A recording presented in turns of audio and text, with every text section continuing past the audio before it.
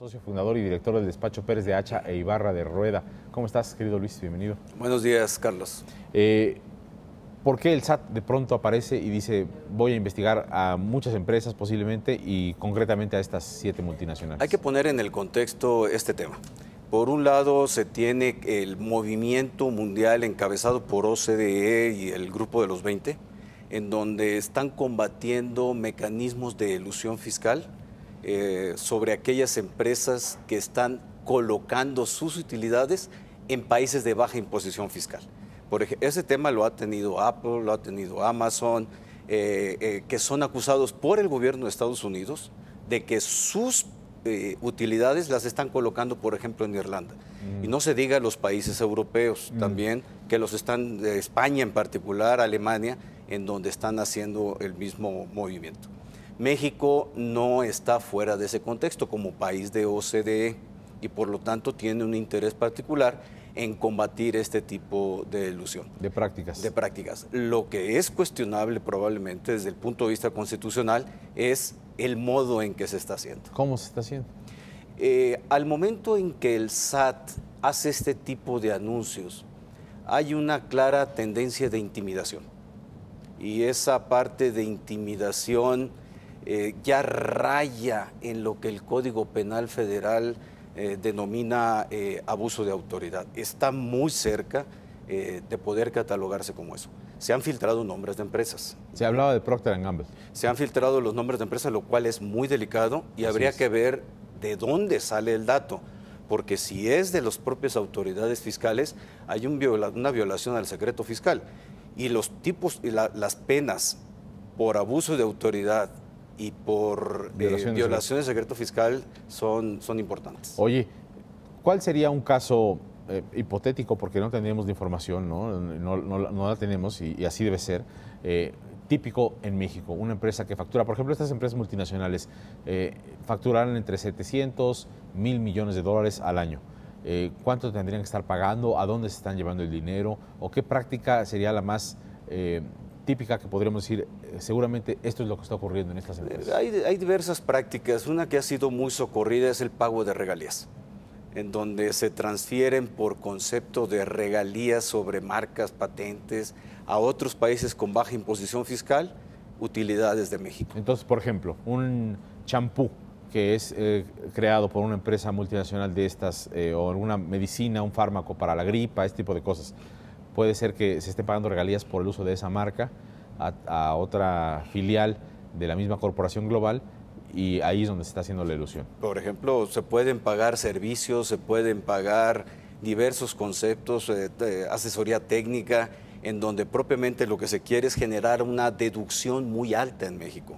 Y por lo tanto, generando una deducción muy alta, la base fiscal se disminuye. Y se transfiere el monto de esa deducción se transfiere como ingreso a otro país, en donde la base fiscal crece, pero la tasa del impuesto es más pequeña. Ahora, esto sí lo hacen las empresas. Lo hacen, por supuesto. De que lo hacen, lo hacen. Y está bien que el SAT persiga esos mecanismos, pero en los cauces legales.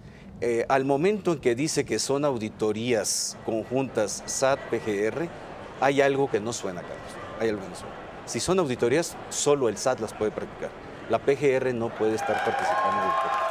La PGR solo puede participar cuando hay indicios de delitos fiscales que sean presentadas, que ya sean las querellas presentadas ante la PGR para que participe el Ministerio Público. Si no hay delito, no hay participación del Ministerio Público. Por eso lo de la intimidación que nos dices. Por eso que la se está intimidación asomando peligrosamente. Se está asomando peligrosamente, pero además a través de medios de comunicación. Si nosotros hacemos una revisión de los últimos 25 años en la actuación de la autoridad en este tema de intimidación, Gil Díaz en sus épocas de subsecretario de Ingresos, cuando se hablaba del terrorismo fiscal, palidece. Sería un infante al lado de lo que está sucediendo hoy. Déjame decirte que el Foro de Abogados sí estamos inquietos, inconformes en la forma en que el SAT se está conduciendo. Es todo un tema delicado desde el punto de vista de derechos humanos. No se puede permitir ese tipo de actuaciones. Yo creo que sí hay que estar muy atentos a la evolución. Ahora, el delito de abuso de autoridad, si se comete, las autoridades estas actuales se retiran y el delito no prescribe. Entonces, quizá esa es otra variable es otra consideración que tienen que tener en cuenta las autoridades, ¿eh? Porque así están lastimando bastante a estas empresas, se están metiendo con grupos importantes a través de mecanismos intimidatorios. Si hay delito fiscal, Carlos, que lo presenten a PGR. Estoy totalmente de acuerdo con lo que dices. ¿Cómo combatimos que estas grandes multinacionales tienen aparatos enormes de abogados, también de fiscalistas, también detrás de ellos, para hacer la planeación más sofisticada que se pueda uno imaginar? Y no solo en México, en el mundo tienen la asesoría, pero es el Estado mexicano el que está actuando. Entonces, si es el Estado mexicano, el SAT tiene funcionarios altamente calificados también, ¿eh? No pensemos que el SAT tiene un equipo débil de auditores y de abogados, al contrario. No quiero decir eso. Y conoce los mecanismos. Lo que quiero decir es que sí que hay una planificación. A mí me parece que si se cumple la ley, bueno, pues se cumple la ley, pero si hay mecanismos que estén siendo violatorios, si están faltando a la verdad, pues que paguen lo que tengan que pagar, ¿no? 100% de acuerdo contigo, como lo están haciendo otros países, 100%. Pero que terminen las auditorías y presenten las querellas penales a la PGR, no que nos manejemos a través de esquemas mediáticos. Estoy de acuerdo. Siete grandes corporaciones es lo que se habla, pero se hablaba de decenas... 270 empresas auditadas. Estas ya son auditadas, están siendo auditadas. Ahora, me regreso a lo que está correcto. Si esas 270 empresas están detectadas por realizar operaciones de este tipo o de otro tipo de ilusión o de evasión, si lo están haciendo, bueno, las 270 habría que ponerlas en cuestionamiento, pero a través de los conductos legales. De nueva cuenta, conductos legales, no a través de periódicos. Sí, estoy totalmente de acuerdo. Vamos a ver un fragmento de lo que dijo José Ángel Gurría, secretario de la OCDE, a ese respecto recientemente, porque está en campaña, ¿no?, al respecto, y concluimos, si me permites, Luis. Sí, claro. Todas las empresas, incluyendo las empresas multinacionales, paguen lo que la ley indica que deben pagar. Durante 70 años nos preocupamos para evitar que las empresas sufrieran doble imposición. Y terminamos con un régimen en donde hoy legalmente hay doble no imposición, en donde estas empresas no pagan ni en su lugar legal de asiento, ni tampoco pagan en donde están operando y se llevan las utilidades a terceros países y terminan pagando nada, independientemente de que son empresas que generan decenas de miles de millones de dólares de operaciones y de utilidades. Este tema llegó para quedarse. Sí, sin lugar a dudas. Y es claro que las autoridades fiscales tienen que volcarse hacia donde está el dinero.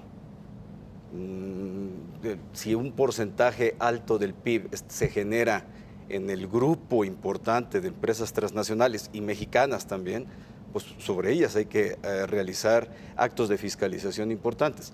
Ahora, lo que está comentando el secretario Gurría es algo que no es nuevo, que hemos comentado los fiscalistas. Sí. Los tratados de doble imposición se pusieron de moda hace 20 años. Sí, así es, para evitar que pagaras en dos países, ¿no? Eso de tratado de doble imposición es en el fondo un reparto del pastel, cómo cada país se iba a quedar con la fuente tributaria. Y desde aquel momento, quienes estuvimos involucrados en los tratados de doble imposición, señalábamos a las autoridades fiscales lo que está diciendo él, que eran tratados de doble no imposición, que en eso terminaron. Claro. Pero no puedes acusar ahora a las empresas de que se genera, no las puedes acusar en un concierto intimidatorio de que utilizaron un modelo legal internacional, claro, si avalado por el gobierno. Claro, si los gobiernos mismos lo fueron aprobando. Y así. Si hay abusos y hay delitos, que hay abusos no quiere decir que haya delito, Carlos, Eso es bien importante. Si hay abusos, pues que se les cobre, pero no quiere decir que haya delito. Sí, hay omisiones, bueno, paga, o sea, hay una serie de... Hay un camino muy largo antes de que esto sea delito. Pero eso de PGR aquí metiéndolo hace mucho ruido. No se vale ese juego, no se vale. Constitucionalmente, derechos humanos, es indebido. Un tema muy importante que nos va a dar mucho de qué hablar. Por supuesto. Luis, muchas gracias. Un gusto, Carlos. Muy buen día, gracias.